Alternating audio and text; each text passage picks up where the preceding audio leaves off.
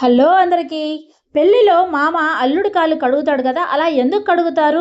నీళ్ళనేది తల మీద ఎందుకు చల్లుకుంటారనేది ఇప్పుడు మనం తెలుసుకుందాం.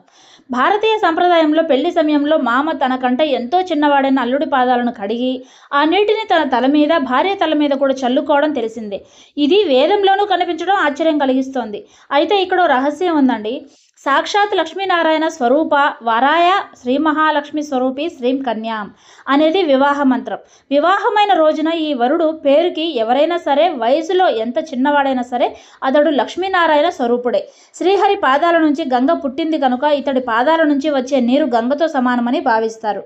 వరుడి పాదాల నుంచి గంగ రాదు కనుక పాదాలను కడిగి తల మీద చల్లుకోవడం ఆనవాతిగా మారింది. అలాగే వివాహమైన రోజున పెళ్లి కూతురు మహాలక్ష్మి స్వరూపిణియే కాబట్టి అందుకే ఆమెను చక్కగా అలంకరిస్తారు. ఆమె ఎందరి మధ్యలో ఉన్నా కూడా పెళ్లి కూతురు ఎవరని అడిగే అవసరం రాకూడదనే ఆ ముస్తాబు చేస్తారు. శాస్త్రం చెప్పిన ప్రకారం పెళ్లికి పిలవకపోయినా వెళ్ళాలని, అందువల్ల శ్రీ లక్ష్మీనారాయణులను దర్శించిన పుణ్యం వస్తుందని జ్ఞానసిద్ధులు చెప్తారు.